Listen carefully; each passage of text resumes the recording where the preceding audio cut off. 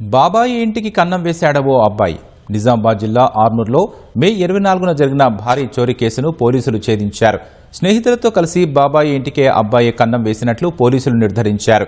కేసులో 3 నిందితులను అరెస్టు చేసినట్లు సిపి సాయి చైతన్య తెలిపారు. మరొకరు పరారీలో ఉన్నట్లు వెల్లడించారు. నిందితుల నుంచి 58 తులాల బంగారం, 35 తులాల వెండి, 19 లక్షల నగదు స్వాధీనం చేసుకున్నారు. ప్రధాన నిందితుడు విజయ్పై రౌడీషీట్ తెరిచినట్లు పోలీసులు స్పష్టం చేశారు. దొంగలను పట్టుకోవడంలో చాకచక్యంగా వ్యవహరించిన ఆర్మూర్ పోలీసులను సిపి అభినందించారు.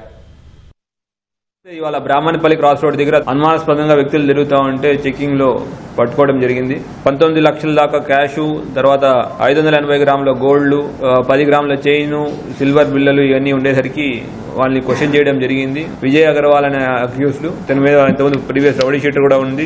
A2 సల్మాన్ ఖాన్, A3 ముంజల్ సాయి కుమార్, 3 అక్యూజ్లు పట్టుకోవడం జరిగింది. వాళ్ళు చెప్పిన విషయం ఏంటంటే A1 వాళ్ళ బంధువు వాళ్ళ బాబాయ్ వాళ్ళు ఇంట్లో డబ్బులున్న విషయం అక్యూజ్ A1 తెలిసి బాబాయ్ వాళ్ళు వేములవాడకి వెళ్ళిన టైంలో A2 అక్యూజ్ ద్వారా సల్మాన్ ఖాన్ ద్వారా దొంగతనం చేయడానికి పురుగొల్పాడని, ఇంట్లో ఉన్న బంగారము డబ్బులు తీసుకువెళ్ళడం, దానికి తోడ్పడిన వాళ్ళు ముంజల్ సాయి కుమార్, శ్రీహరి అనే వాళ్ళు కూడా సాయపడ్డారు. దీంట్లో సాయి కుమార్ ని కూడా కస్టడీలో తీసుకున్న అతను కూడా ఉన్నాడు. శ్రీహరి అనేది అబ్స్కాండింగ్ లో ఉన్నాడు. అతను కూడా తొందరలో పట్టుకుంటాం.